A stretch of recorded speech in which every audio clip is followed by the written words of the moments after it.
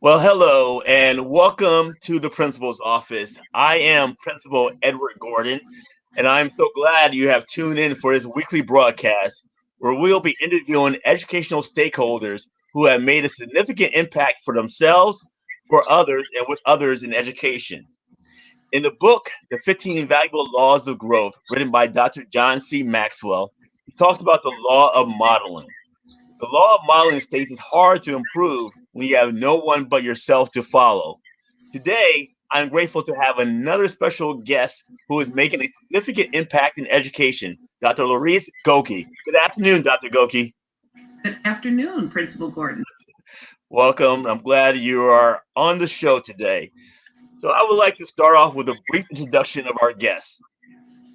Dr. Larice Gokeys earned her Bachelor of Arts in Elementary Education with a concentration in English Literature from William Patterson University. She earned her Master's of Arts in Educational Leadership from Seton Hall University.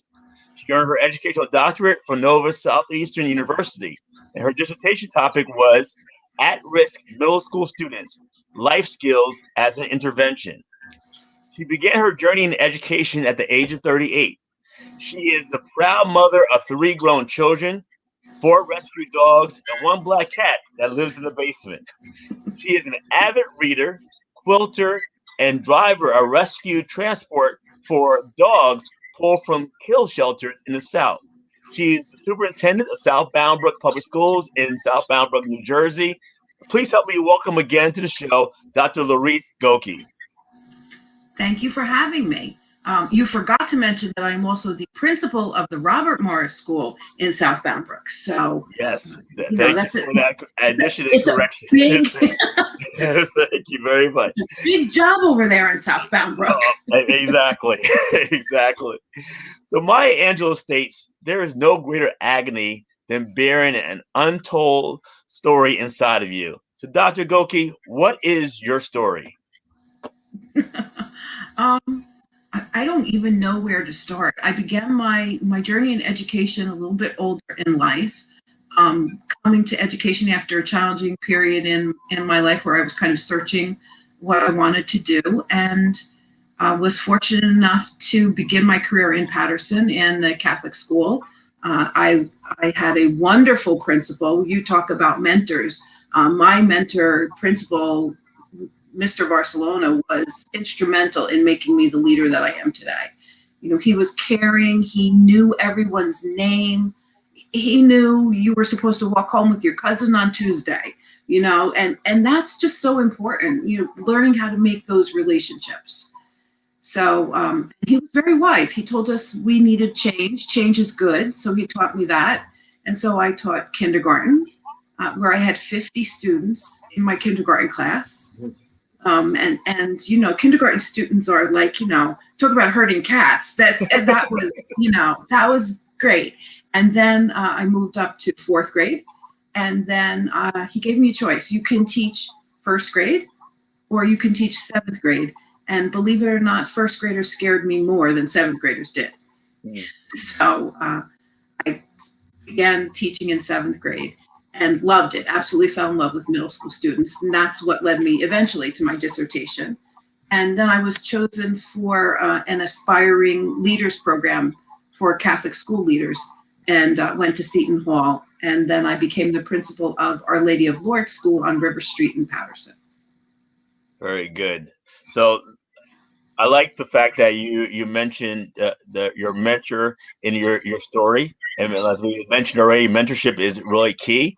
And also, I hear in your story the ability to adapt, to change, to be flexible in the different grades that you were instructing, and also how that allowed you to develop into the leader that you are today. So thank you very much for sharing your journey with the audience. So I want to ask you, what wakes you up in the morning? What excites you? This is going to sound really funny, but what excites me about and going to work excites me. I love going to the school every morning, but through the pandemic, the thing that I've learned is what excites me the most is when I take temperatures in the morning, I get to hear the best things from the students. They excite me the most. I have been introduced to fathers, boyfriends in second grade. Um, this is my girlfriend. You can't have a girlfriend. You're in second grade. They're just to see them in the morning and just to see how adaptable they are and how happy they are to be at school and how they love seeing you every morning. And I've often said that being the leader of an elementary school is the best job on earth because every day you're a rock star. Yes, Every yes. day you're beautiful, you're smart, there's Yes. no better work. I definitely agree for being a elementary school leader as well.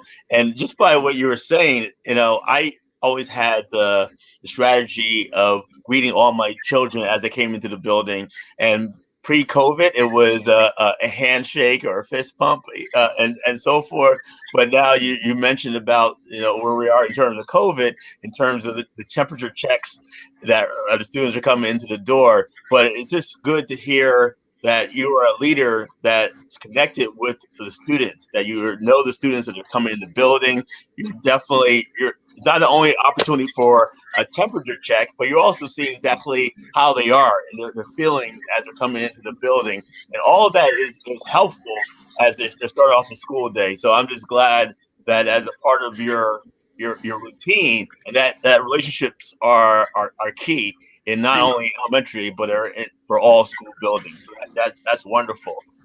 Just staying on the topic of going through this last year and a half of COVID, what adjustments or what lessons learned during this time period for yourself? It's funny. We're talking about relationships. I think the thing that really stands out the most to me is learning that um, all people feel differently, and you really need to listen and understand where people are coming from, because everyone has a different tolerance for risk, especially during COVID. And while I may not be as frightened as someone else of the situation, really taking care of the people that are my responsibility, whether they're staff members or students, during COVID, and making them feel safe. It taught me to listen much more closely. Mm, very good, very good. And listening is key in leadership, and that by what you hear is going to help in terms of asking further questions, and also to be able to make some decisions about the next steps. So that's really good. That during this time period, there was just that intensity in terms of listening to be able to make the decisions that you needed to make. So thank you very much for sharing that with the audience. What I wanted to ask, tell us more about the Robert Morris School, their school and everything they're doing. I'm excited to hear the news. So, Robert Morris School is the only school in South Bamberg. We are a K-8 school. We have usually about 450 students. During COVID, our enrollment is down a little bit. We're approximately 60% Hispanic, and I think now we're maybe 27% Caucasian, and then the rest is a mixture of a lot of other different ethnicities. So we're a very diverse community. We're about 50% free and reduced lunch.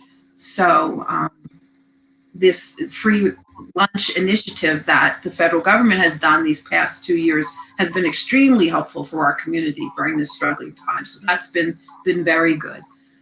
We have a lot of port of entry students that have been coming into our district this year. So we've been welcoming them and adapting our programs for them. But I think the most exciting thing about Robert Morris School is the fact that we are a Leader in Me school. And so we teach our students the 7 habits of highly effective people from the time they're in pre-K. And it gives them the opportunity to control their own outcomes. And for students from challenging backgrounds, having control over something in your life can be really important. Yes, that's great that you have this program within in the school, being able to develop young leaders, and also the key thing about them being advocates for themselves. And those are skills that they're definitely going to need as they go into high school, when they're in college, or any career choice that they choose. And I'm glad that they're getting that foundation within your building. So let's Well, talk a little bit. I want to Oh, interrupt you a moment because I really want to tell you a rather amusing story about that. all right, go ahead. Because if you do it well, they will use it against you. So the maybe third year I was in South Bound Brook, I decided they had been going, the eighth graders, to a dude ranch for their eighth grade trip. And I thought it would be much more educational if we went to Washington, D.C. Yeah, they wrote a letter to me and the Board of Education. They came to the Board of Education meeting, used all of their 7 habits in their letter to try and convince me to go to the dude ranch. So you have to be careful when you give them a voice. You never know what they're going to say. I just want to know, was the outcome that they went to the Dude Ranch as well as Washington, or you just went to the Dude Ranch? We went to Washington, actually, Okay. but they thanked me afterwards. So they Okay. agreed it was a better trip. All right. That's good. I'm glad to hear the use of what they're learning, and and you know they're using it now to definitely use it when they leave your building. So that's definitely a success.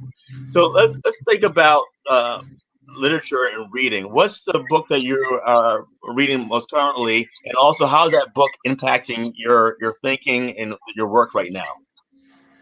Stop Leading, Start Building by Robin Jackson. Mm. Let me tell you, it really is my philosophy. I have always had a coaching philosophy. I feel like you need to see the value in people and then build them up. Her book is all about creating a wonderful, resilient learning school community with the people that you have, rather than creating throwaway people and just keeping turning over your staff. So building vision and mission and having everyone on board with a voice and moving in the right direction. It's a really wonderful book. That's great. And I've always said that the answer to what we need to do within our schools is in the building. And you just have to be able to create the opportunities for your staff, your teachers to be able to express themselves, to think through some of the ideas. They have different knowledge base and experiences, but when it all comes to the table and we can actually work together, we can definitely come up with those solutions that we need to be able to move our building forward. So that's a great text that you are reading, and also I've shared with the audience. So let's talk a little bit more about professional development, and uh, we'll focus right now on teachers. What do you believe is an effective professional development experience that you would definitely recommend and encourage that all teachers during their experience actually go through? If we're talking about teachers, I would say that they should take the opportunity, if that is something that their building does, to visit other classrooms and see others teachers practice, because I think there's nothing more powerful than a conversation about teaching and learning in the actual environment that it's encouraged. Hmm. Yes, very good. Seeing other teachers in the building, learning from them, and then multiplying that in other parts of the building throughout the building. So that's really great. Now, just continuing along that line in terms of professional development, um, now thinking about an aspiring or a current principal, what professional development experience would you recommend? The National Association of Elementary School Principals National Conference, when they have it in person again. That is truly the most valuable conference that I go to, and I go to it every single year. Okay. Oh, that's wonderful in terms of that consistency. That's great. That is wonderful. And And what do you see as the greatest challenge in education today, and why? you know, some people call it motivation, but I'm going to call it lighting that spark of curiosity in our students. And I think that it's because of social media and and digital learning, and everything is scripted. There's not a lot of creativity anymore, and I think it's really hard for our students to get excited about learning. Yes. Okay.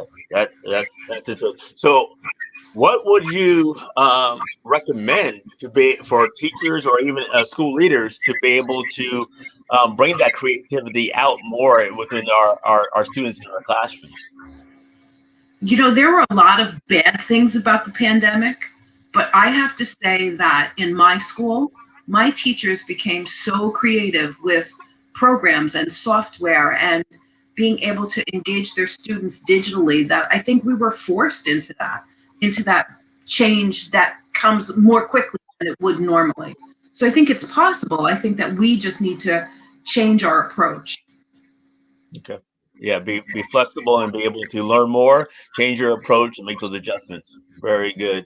And when you now just flip into your role as superintendent, I know that you're also the principal of the building as well. Uh, for someone that is aspiring to be a superintendent, what would be your advice to them? Build yourself a strong network of colleagues that you can turn to, because the superintendency is an extremely challenging position. And there are times when you will need to speak to someone who's in the same position that you are, that can relate, that can give you answers. I have a group of about four superintendents, some who have retired, that we gather regularly and talk about the challenges that we're going through. And I think currently in this situation, in the pandemic, if you didn't have someone to talk to, it was a lonely, lonely job. I can imagine. I can imagine that. And when we think right now in terms of the different stakeholders that are pulling at principals and also superintendents in terms of students, teachers, other administrators, community, the parents. How do you manage all of those demands that come from the various stakeholders that are associated with your district? You see the color of my hair?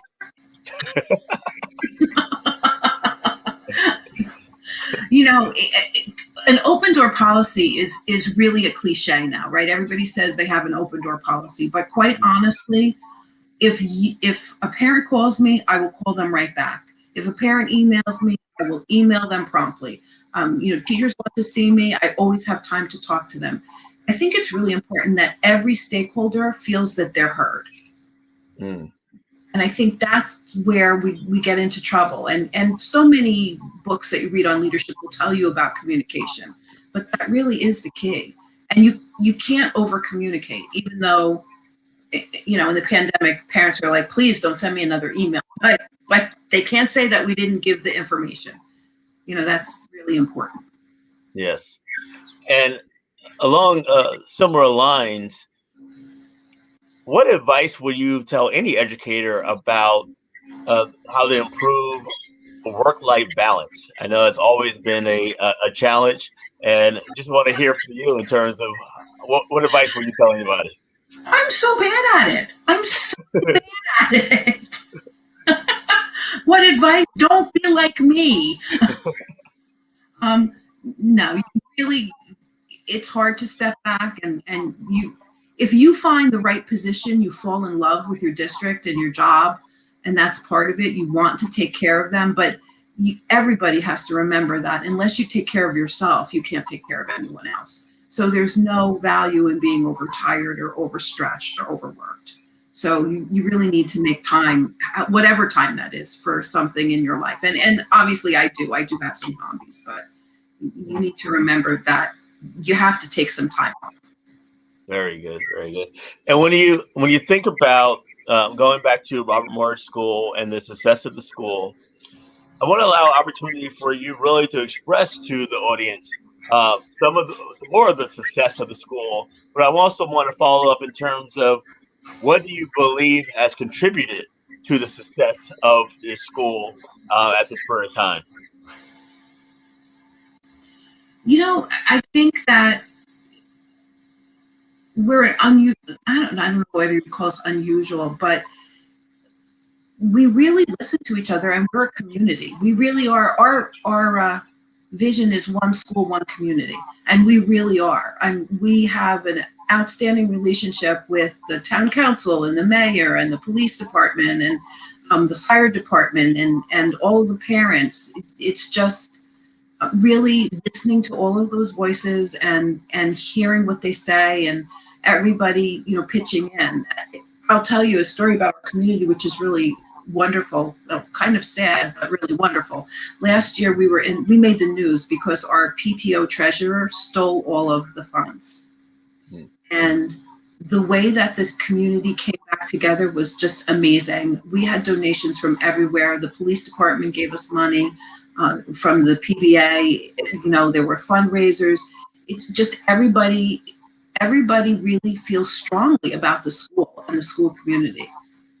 And I think when you build that positive culture, and I guess I can take some credit for it. I'm not really good always at taking credit for it, but between, just encouraging the staff and parents and, as I said, just making sure that there's that positive climate.